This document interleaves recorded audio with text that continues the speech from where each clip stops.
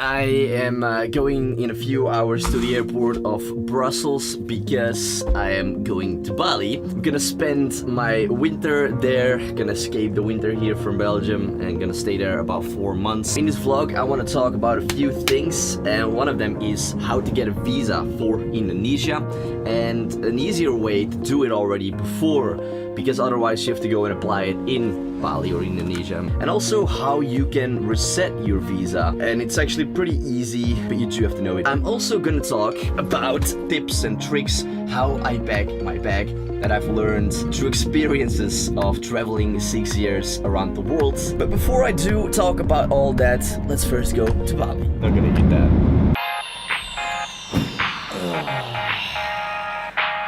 Welcome to Bali.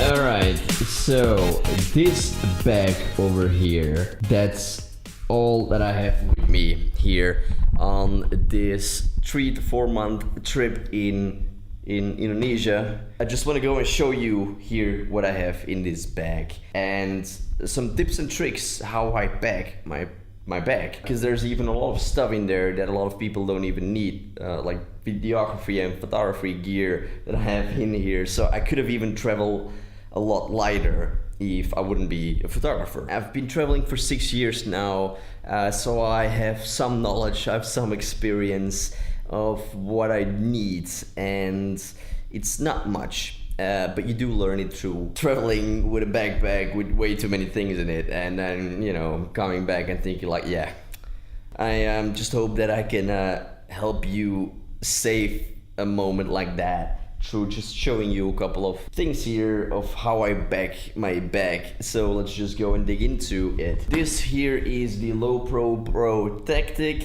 I'll link it down in the description. By far the best photography bag that I've tried out, and I've tried a few out already now. So the cool thing about this bag is, and this is sort of inspired from the military, because you have like these straps here and you can attach like things on the outside. So here I have my tripod, which I'm holding right now.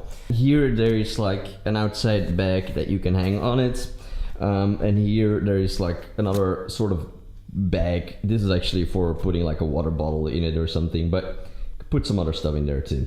Looking into the inside here of the bag, it's very well organized, which I like. I like it that I'm able to locate and find everything very fast.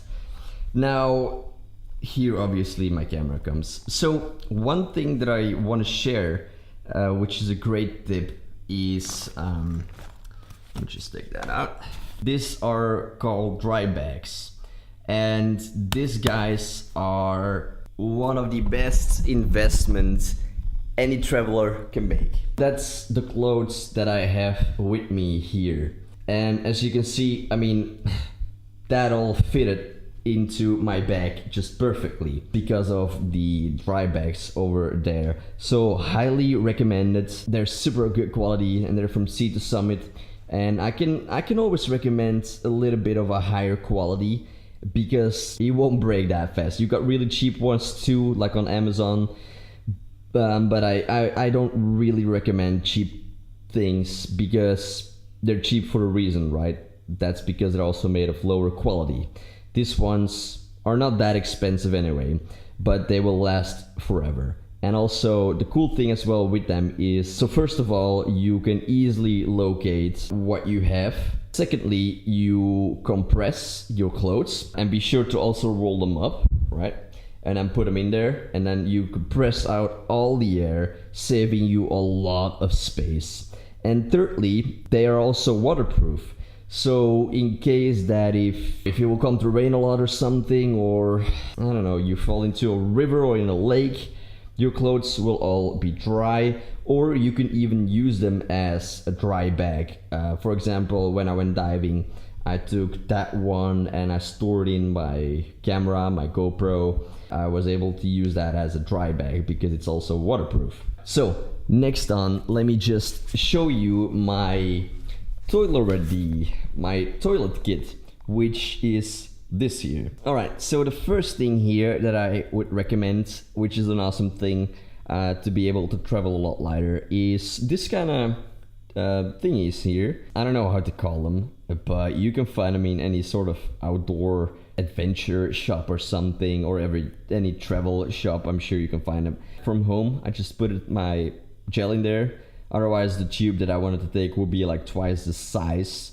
And in here, I have my shower gel. And then the next tip here that I would say is for your toothbrush. You know, and I'm sure some people will find this funny, but I've cut off the hole from this toothbrush, so it was actually able to fit in here. It's a small thing to do, but it does save space. So next on here in my bag, I have camera gear. I have here a Mavic Pro in there, and this is just sort of my cleaning kit with my batteries for my camera. I got a mic, which, yeah, not many people will need. And here I have this is a very small towel, and this is not like the most comfortable towel or anything, but again, it's making compromises to be able to travel lighter. And honestly, I mean, I'm staying here in an Airbnb place, and pretty much every Airbnb place or every hotel or many hostels have towels. I don't see any reasons of taking like that kind of big towel, which takes just so much space. I just take a small one like that with me, just in case if I would need one, if I would go to the beach or something. Else, what I have here in this bag is, well, this is the case for my GoPro. I got like one sock, and exactly like with my underwear over there. You know, it's one of those things that I just need when I'm coming and going back to Belgium. And here I got a cool computer mouse, the MX Anywhere from Logitech. There are hundreds and hundreds of good reviews about this mouse, and when you're editing a lot or working a lot on your computer, just having like a small mouse like this make things a lot faster, right?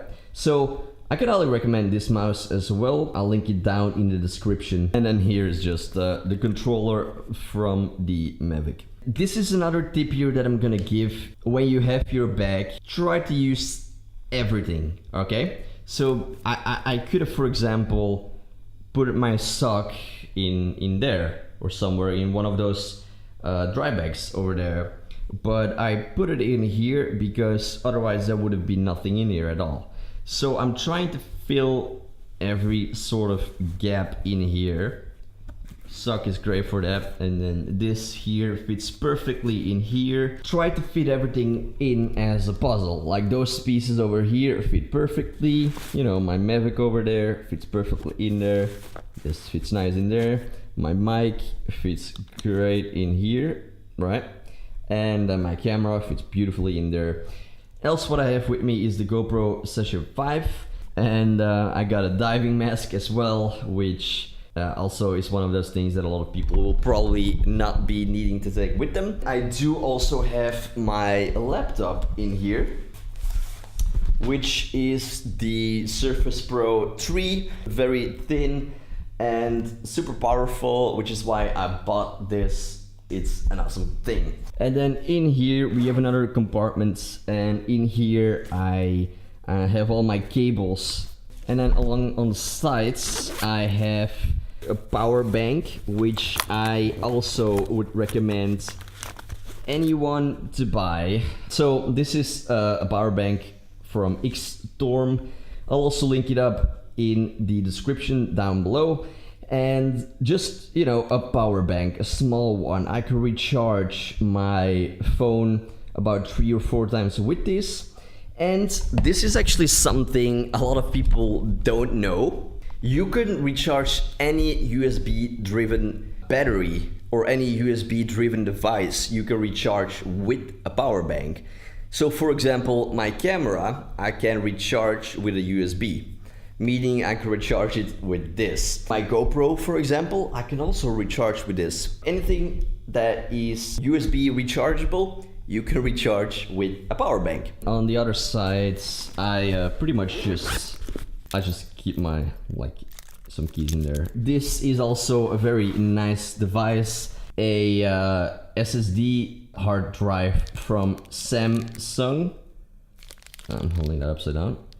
From Samsung. They're quite expensive as they're pretty new. This one is 500 gigabyte and I think it was about 300 euros. But this compared to the normal hard drives, the normal external hard drives, is just tiny. It's awesome to travel with because it doesn't take much space. It's also SSD, so it's super fast. For anyone using external hard drives, yeah, I could highly recommend them. Here is just an SD reader, and then here I keep a couple of cables too, which now just one. And another thing that I also have with me is just a deo. If you want to take this in your hand luggage, then be sure it's only 100 milliliter. And in here I have a beard trimmer, which I will probably reduce in size. I'm sure there are smaller ones, although this one is not like too big or something, but this is just the one that I had at the moment. And that just all fitted perfectly in my bag over there, in that just one single bag. The last thing that I wanted to talk about here in this vlog is about getting your visa, but let me go and do that somewhere differently. Alright, so let's go and talk here a little bit about getting your visa. There are 3 different visas that I'm gonna talk about. Now there are a bunch more here in Indonesia, but I'm gonna talk about 3 which will probably apply for most people, also including people who want to stay like 4 months. And I'm also going to talk now about what a visa run is and how you can reset your visa, which is, as I said in the beginning of this vlog, it's pretty easy, but if you don't know what it is, then yeah, well, you don't know what it is, right? There are about 150 countries who have a visa-free entrance. And if you want to see if your country is allowed to have 1 month, because you get 1 month for free, it's in the description box below a link where you can check if your country is or not. So if you just are staying 1 month and your country is in the list, then you're pretty good. You don't need a visa, you could just enter for free, you get a stamp on your passport and you got 1 month for free. Now, you can't extend that one.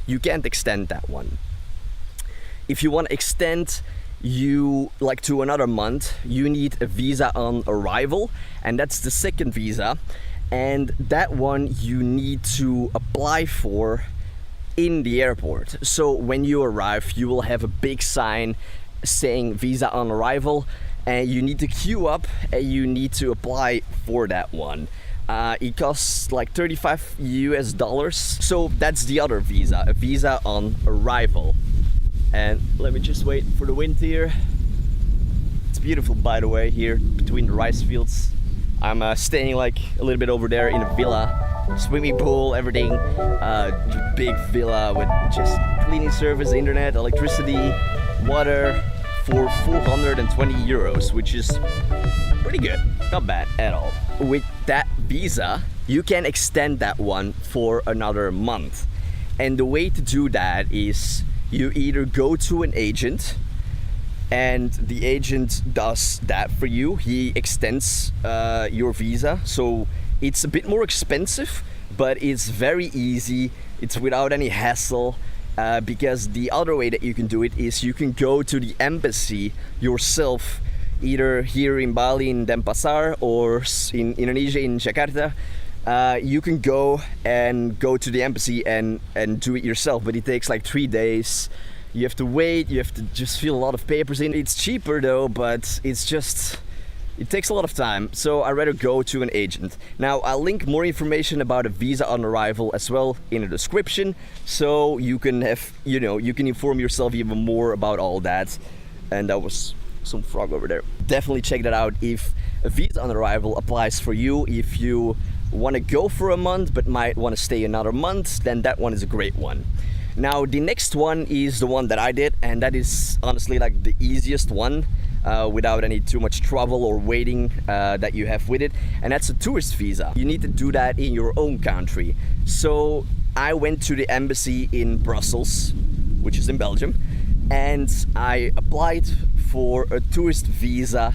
And with a tourist visa, you can stay 2 months in Indonesia, and which is awesome. And once you're here, you don't have to do anything. You don't have to extend it. You don't have to do anything. So you have 2 months, and there are a couple of requirements, as you need a pass photo.